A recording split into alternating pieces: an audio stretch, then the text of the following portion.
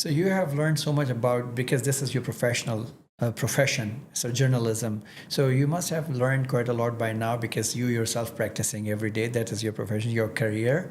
So how do you see? Because we have been hearing quite a lot that media is most of the time manipulating things, not showing exactly the right news, and if there is the right thing to show, and there is no like a drama behind it, this is not a news. So how true is that?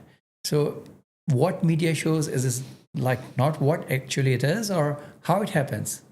So every media organization has a specific news agenda, okay? And unfortunately, as journalists, because we're supposed to be objective, we are not being objective when we pick a side or when we're biased towards a certain group of people or against a certain group of people.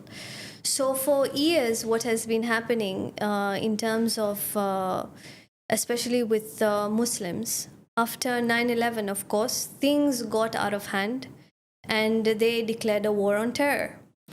But what happened is that the media industry took up this narrative of panic. So what we call moral panic. It's actually a documentary I did about Islamophobia, moral panic, and liberal Islam.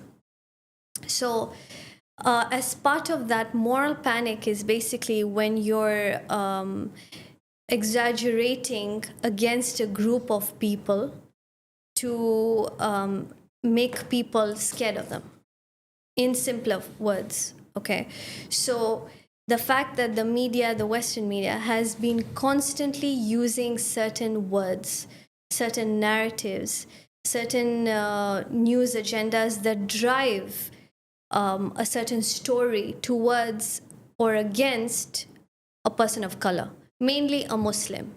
So, for example, if it's a Muslim who has committed an act or a criminal act, he's labeled a terrorist. But if it's not a person of color and not a Muslim, he's maybe labeled someone who has a mental health issue.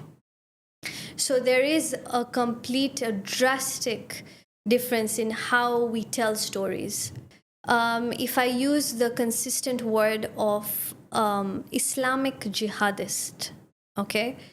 Time and time again, I'm going to use that in a story for years. How will the people who are there perceive that that information?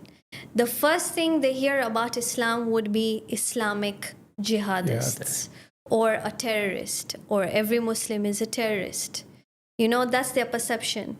Or if they show a man with a lot of beard, you know, or a specific ring that they're wearing, which is religious to them, you know, all of this is not just in the news, it's in movies, it's in entertainment, it's embedded in the industry, the media, the entirety of the media industry, it's embedded in them.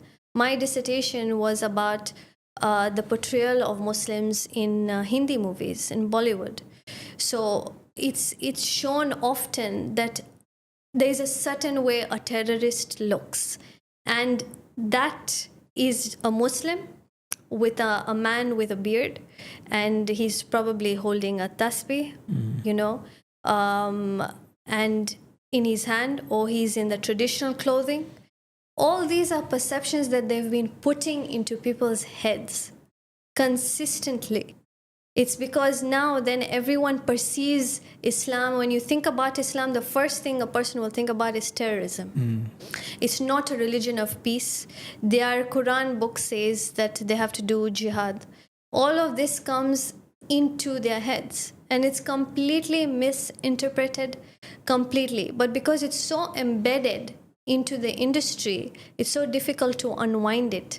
For them to unlearn and then accept the culture and accept religion and tell them and see Muslims who are normal people, like just like them, you know, and they've taken apart the word jihad like it's nothing, you know, like completely misconstrued the word of what jihad actually means. So who is doing this with the journalists, like asking them to use such words, and these are like a narrative is being built by some people, is like, who is, because in our understanding, let's say a journalist is the one, a reporter or historian or someone who's really, bringing the actual picture to the world, to the audience.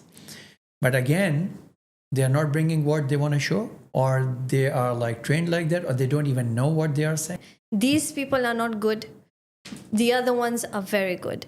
The other ones have a right to self-defense. The other ones don't. The other ones are inhuman. Okay?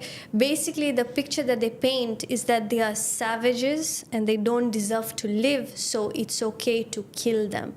That's what they did to the entire Middle East after 9/11.